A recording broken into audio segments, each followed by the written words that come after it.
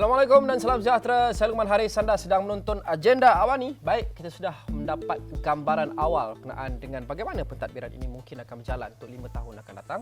Apa yang saya maksudkan adalah sidang parlimen yang berlangsung selama 2 hari. Pelbagai drama dan detik dapat kita saksikan sepanjang 2 hari lepas. Tapi di sebalik itu, kita juga dapat melihat cara-cara kerajaan mengendalikan dirinya di dalam sidang Dewan Rakyat dan juga pembangkang. Jadi apa yang kita pelajari dalam 2 hari yang lepas dan apa yang kita boleh garap untuk kita mendapatkan gambaran dan mungkin mengenal pasti areas ataupun perspektif ataupun elemen-elemen yang boleh ditambah baik oleh kerajaan maupun pembangkang dalam usaha mereka untuk mengemudi pentadbiran negara dan menjadi pembangkang yang kukuh. Saya mau berbincang dengan Dr. Ahmad Zaharuddin Sani, penganalisis politik yang menyertai kami secara virtual. Doktor, Assalamualaikum.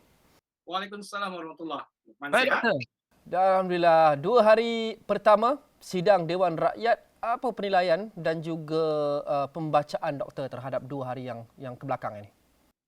2 hari bersidang, satu persidangan yang cukup dramatik. Saya ambil balik istilah yang Luqman berikan tadi. Maksudnya di sini kita lihat begitu ramai orang mempunyai karakter-karakter yang tersendiri yang sebelum ini mungkin tersembunyi bakat-bakat mereka. Tetapi yang paling utama yang ingin kita ketengahkan ialah bukan pasal karakter, tetapi ialah tentang substantif perhujahan. Itu yang paling penting. Yang saya lihat ketika ini, ketika berlaku di Parlimen, agak menarik kerana hujah-hujah yang diberikan itu merupakan lebih kepada hujah-hujah yang dipanggil hujah-hujah populis. Yang lebih untuk mengangkat individu-individu tertentu. Dan nampak keceramukan berlakunya kesinambungan hujah di antara tidak kiralah sama ada di pihak kerajaan maupun pada pihak pembangkang. Seolah-olah tidak ada kesatuan dalam penyampaian hujah. Itu yang menjadi kemuskilan utama bagi saya. Kerana sepatutnya tidak kiralah blok kerajaan maupun blok pembangkang, sepatutnya substantif yang diberikan, sepatutnya ada kronologi kesinambungan di antara pembahas nombor 1, nombor 2 dan nombor 3.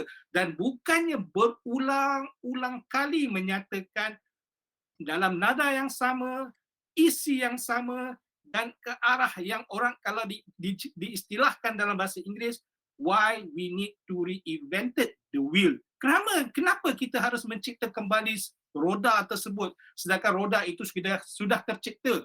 Dan penghujahan yang berlaku adalah penghujahan seolah-olah saya merasakan ke laut. Ke mana yang diletakkan platformnya? Di manakah premis penghujahan tersebut? Dan saya rasa sepatutnya pihak kerajaan maupun pembangkang harus menilai kembali dalam 2 hari yang telah berlaku ini ke arah manakah penghujahan yang mereka ingin bawakan. Kerana kita tahu kita melantik mereka ke Dewan Rakyat tersebut untuk membawa idea-idea yang bernas, bukan untuk menjadi populis untuk diri sendiri.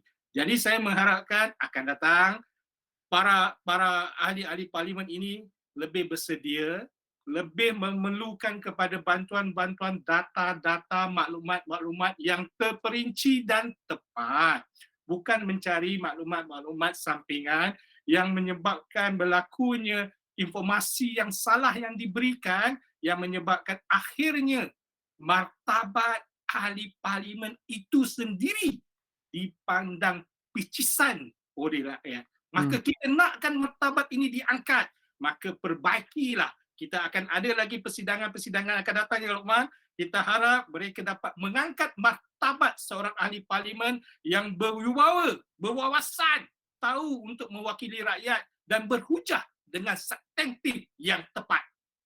Apa yang doktor maksudkan dengan salah fakta? Di mana ada salah fakta yang dihujahkan sama ada oleh kerajaan atau pembangkang sepanjang 2 hari lepas? Kita lihat semalam yang dinyatakan ialah tentang perhujahan yang pertama adalah tentang sama ada kita perlu membuat undi percaya ataupun tidak.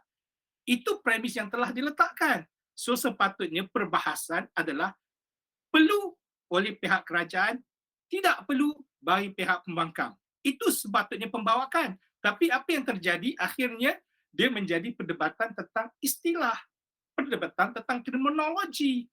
perdebatan tentang populis. Jadi adakah ini yang ingin kita utamakan? Sedangkan kalau boleh diselesaikan dalam masa yang cepat, maksudnya kita tahu perlu atau tidak. Ya atau tidak, itu saja. Dalam keadaan semasa negara yang dalam melanda krisis, orang kata alam sekitar ini, kita perlunya berada di tempat yang sepatutnya. Ya betul kita perlu ada di parlimen. Ya betul kita perlu menyelesaikan masalah utama iaitu perlu keabsahan. Selesaikan dengan segera. Kenapa kita nak bermain-main dengan semantik? Kenapa kita nak bermain-main dengan bahasa? Kenapa kita masih lagi nak bermain-main dengan ideologi, terminologi yang mengangkat tentang populis ini? Sedangkan rakyat menanti. Ya atau tidak?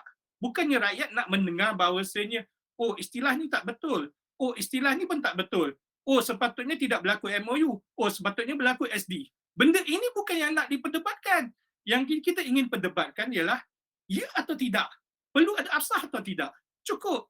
Kenapa kita perlu meleretkan perkara itu sehingga 3-4 jam dan akhirnya tidak ke mana-mana? Dan sepatutnya masa yang diperuntukkan itu boleh berhujah dengan lebih bernas, selesai awal, pulang ke kawasan, lihat kawasan yang mana dilanda banjir ketika ini. Itu yang sepatutnya berlaku. Tetapi rakyat melihat seolah-olah dia menjadi satu hiburan yang terbaru. Hiburan yang agak menarik untuk rakyat melihat bagaimana tingkah laku ahli-ahli parlimen kita. Seolah-olah dia menjadi hiburan. Dia seolah-olah inilah menjadi alternatif baru kepada rakyat apabila berlaku kecelaruan fikiran, kita nak melihat sesuatu yang menarik untuk orang kata mencari alternatif terhadap hiburan yang sedia ada, maka kita lihat sidang parlimen. Adakah itu yang kita nak? Ya. Ironinya mungkin itu adalah hiburan yang menyedihkan. Tapi doktor, adakah terlampau optimistik dan adakah realistik untuk kita mengharapkan bahawa tidak akan ada hujahan yang bersifat populis di dalam Dewan Rakyat, di dalam parlimen? Kerana betul ataupun tidak, setuju ataupun tidak, ramai orang sudah mengambil itu sebagai lumrah. Bukan sahaja di Malaysia, Malaysia khasnya sejak beberapa sidang yang lepas, beberapa kerajaan yang lepas pun dari dahulu lagi, malah di negara lain juga.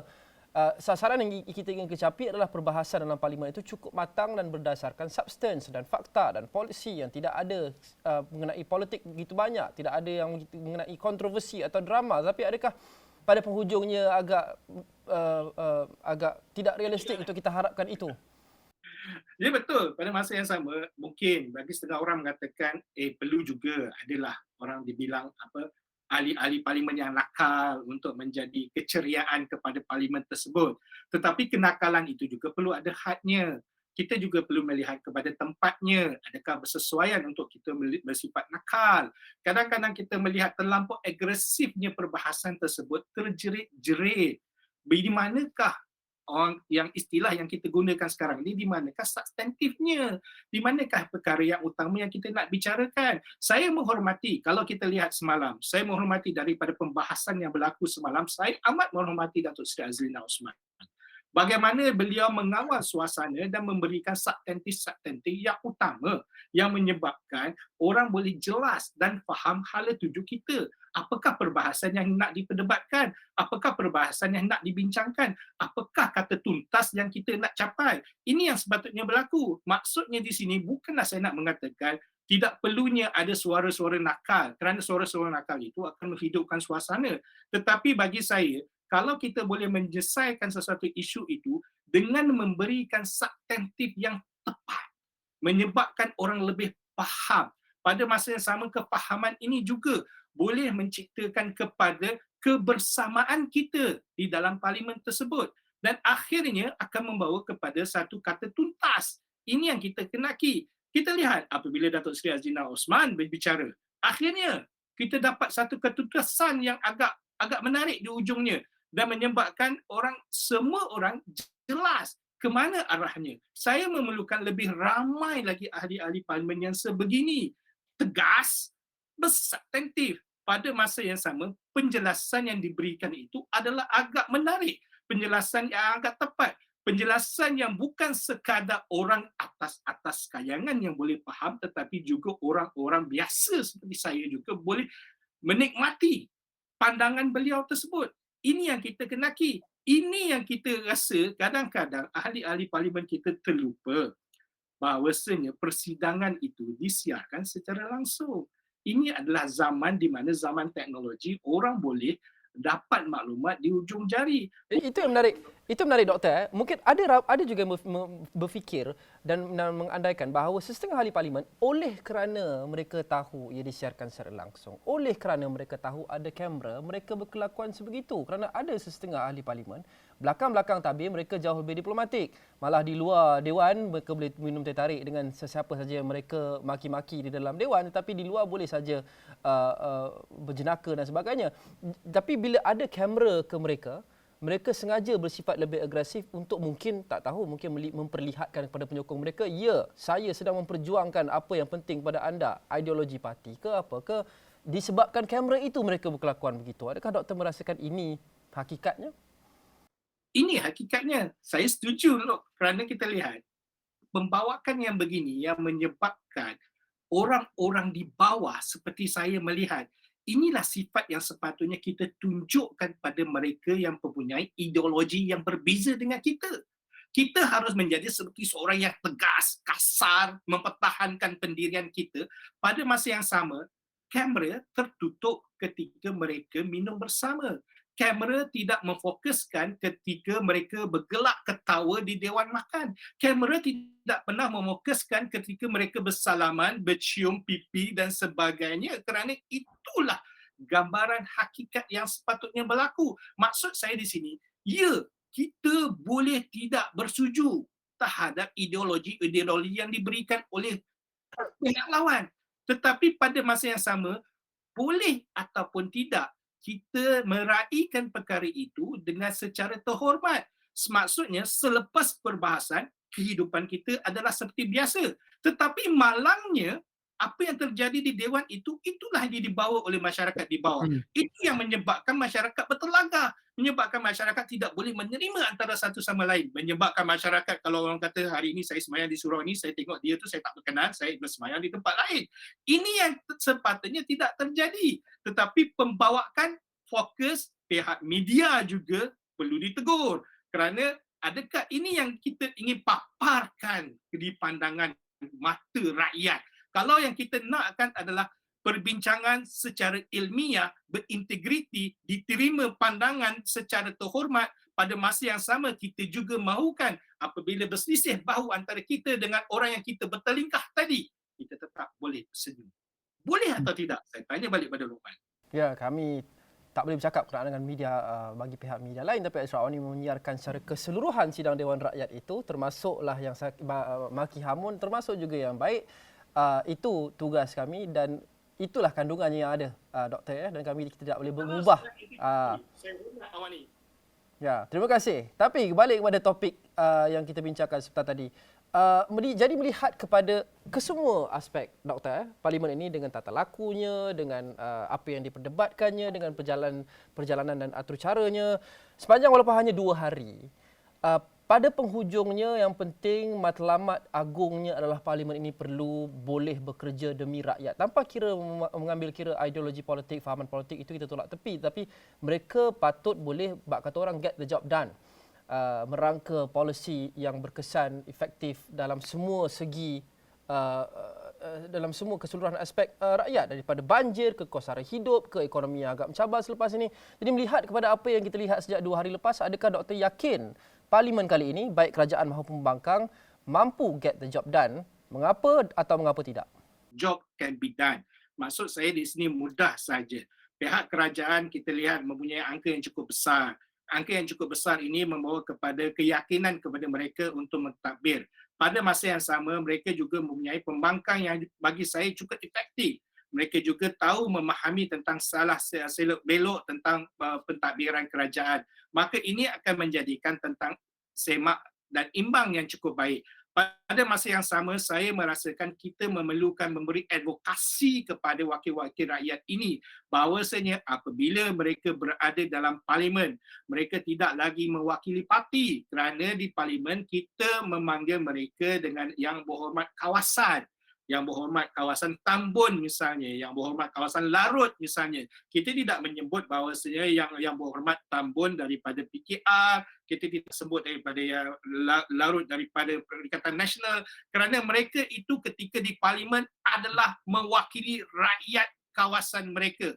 Ini advokasi yang cukup penting. Wakil-wakil rakyat juga harus sedar bahawasanya mereka mewakili suara kawasan mereka. Tidak kiralah parti mana sekalipun, tidak kiralah sama ada mereka itu menyokong ataupun tidak menyokong beliau ketika pilihan raya hari itu, tetapi berada saja di parlimen harus sedar mewakili suara kawasan. Ini yang cukup penting. Advokasi yang begini kadang-kadang kita teralpa sedikit. Kita merasakan bahawasanya kita masih terbawa-bawa bahawasanya saya mewakili parti. Tidak.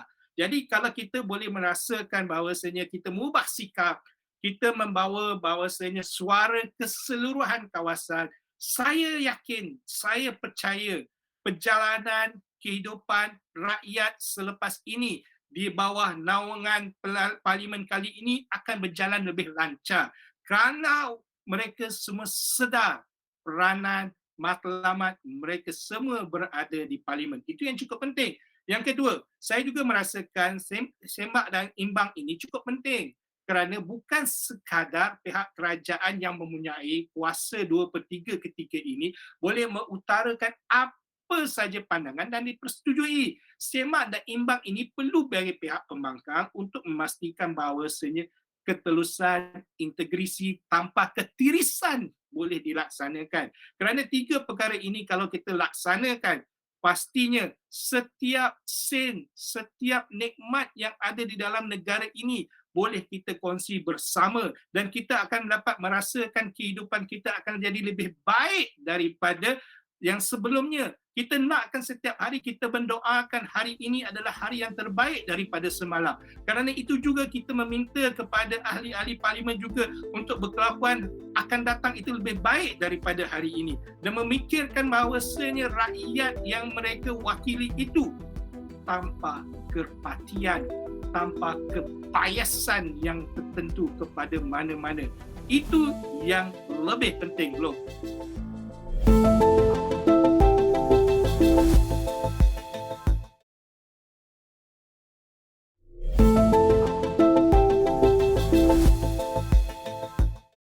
Ya. Doktor bercakap berkenaan dengan semak imbang yang efektif. Ramai yang menggesa kerajaan untuk memberikan sesetengah kemudahan ataupun sesetengah insentif kepada pembangkang kali ini, termasuk memberikan gaji kepada pembangkang dalam bentuk kabinet bayangan. Mereka mendapat gaji, mereka mendapat akses kepada data, mereka mendapat kaki tangan sokongan untuk membantu buat penyelidikan dan sebagainya agar mereka boleh memainkan peranan semak imbang yang kukuh dan juga efektif kepada kerajaan. Mungkin akses kepada data dan kaki tangan sokongan itu tidak ada masalah sangat. Tetapi ada yang berkatakan dan mengatakan juga bahawa mengapa kita perlu bayar gaji shadow cabinet? Mengapa kita perlu bayar gaji kabinet menteri, kabinet bayangan? Tak kala Perdana Menteri sudah tidak menolak gaji, semua menteri lain menolak gaji, pilih untuk kurangkan gaji mereka 20%. Tapi kalau kita gunakan lebihan duit itu untuk membayar gaji shadow cabinet, itu seolah-olah beats the purpose, Doktor. Pada masa yang sama, saya boleh kata saya bersetuju setengah, tidak bersetuju setengah. Kita perlukan kepada kabinet bayangan, shadow cabinet. Bagi saya itu perlu, itu penting kerana kita perlukan kepada orang yang menjadi cermin kepada diri kita. Semak dan imbang ini istilah yang mudah dipahami adalah cermin diri. Maksudnya di sini kita boleh mengkritik tentang apa yang kita laksanakan. Itu yang pertama. Itu perlu. Dan kita perlu juga memfokus, merasakan bahawasanya satu-satu kementerian itu ada orang lain yang melihat, memantaunya. Itu saya setuju. Supaya tidak bercelaru, tidak berlaku perbahasan di parlimen nanti. Orang ini bercakap begini, orang ini bercakap begini, tidak terfokus. Semak dan imbang dengan keadaan bayangan kabinet bayangan ini bagi saya, ya perlu. Pada masa sama, perlu atau tidak dibayar gaji, ini menjadi persoalan. Kita perlu tahu dalam kehidupan, lumrah kehidupan kita ada menang, ada kalah. Jadi yang menang itu menjadi kerajaan, yang kalah itu menjadi pembangkang. Kalau kita samakan taraf antara kerajaan dengan pembangkang, apa bezanya antara kedua-duanya? Itu menjadi persoalan. Adakah kita nak samakan orang yang menang dengan orang yang kalah pun juga tidak boleh. Adakah Piala Dunia itu walaupun kedudukannya seri 3-3 di antara Perancis dengan Argentina tersebut, tapi kita masih perlu memberi piala kepada orang tertentu. Kita tidak beri piala kepada dua-dua pihak kerana perlu ada perbezaan di sini. Jadi di sini juga kita ada kerajaan dan kita ada pembangkang. Tugas masing-masing jelas. Tugas kerajaan adalah membentuk dasar dan polisi dan sebagainya. Tugas pembangkang adalah semak dan imbang dan memastikan polisi yang diciptakan oleh kerajaan itu bersesuaian dengan kehendak rakyat ataupun kehendak negara. Jadi pada masa yang sama, gaji yang sedia ada itu gaji wakil rakyat itu memang ditugaskan untuk jadi wakil rakyat. Kalau sebagai pembangkang, peranannya tetap sebagai pembangkang. Jadi apa masalahnya memerlukan kepada peruntukan khas? Saya setuju dengan Luqman. Bahawasanya kalau kita memerlukan peruntukan khas, maka kita mencipta satu waran yang baru, mencipta gaji yang baru dan menambahkan lagi belanjawan negara. Tapi apa yang kita lupa ialah peranan. Kalaulah saya mengatakan bahawasanya peranan pihak pembangkang ialah menjadi semak dan imbang, kenapa tak boleh kita jadikan peranan tersebut? Pada masa yang sama, saya setuju, kita ambil balik tadi tentang TV, fokus. Kalaulah TV dan fokus itu boleh memberikan perhatian kepada individu-individu tertentu yang mana nampak membuat kerja, tidak kira sama ada pihak kerajaan atau pembangkang. Saya nak cerita lebih-lebihnya dari pihak pembangkang, akan menyebabkan bahawasanya riwayat hidup sebagai wakil rakyat itu akan lebih lama. Maksud saya di sini, orang lebih percaya bahawasanya dia duduk di situ, peranan dia nampak melaksanakan tugasnya, nampak memberikan cakna-cakna maklumat yang menarik, nampak. Tapi disebabkan oleh itu akan menyebabkan nyawa politiknya juga akan berpanjangan. Yang ini mungkin ramai orang terlupa. Kita memerlukan kepada mereka-mereka yang punya credibility, mereka-mereka yang berpotensi, mereka-mereka yang memang sememangnya mempunyai wawasan, dan mereka-mereka inilah kalau kita fokus dalam parlimen kita akan nampak. Dan pastinya saya kalau mengundi orang itu dan mengundi di tempat itu, saya akan merasa bangga suara saya diketengahkan berbanding dengan mereka yang kita bayar gaji datang parlimen tidak buat apa-apa, senyum sana senyum sini, minum kopi, ambil gambar, selfie, post. Apa impaknya? Jadi ini yang saya nak katakan. Bagi saya, kedua-dua pihak sudah mempunyai gaji sebagai wakil rakyat. Baik. Gunakan peranan ini. Doktor. Secara ringkasnya, akhir sekali, Parlimen sudah pun bersidang, keabsahan Perdana Menteri sudah pun dibuktikan, bajet mini pun sudah pun diluluskan. Jadi sekarang masa untuk bekerja. Melihat pada sepanjang 2 hari lepas, apa pengajaran yang diambil, main lessons learned untuk kerajaan dan juga untuk pembangkang, dan masing-masing bagi kerajaan dan pembangkang, apa satu perkara paling penting dan mustahak untuk mereka tambah baik daripada sidang parlimen ini untuk sidang-sidang parlimen yang akan datang? Istilah saya mudah, loh. Keegoan membunuh kemanusiaan.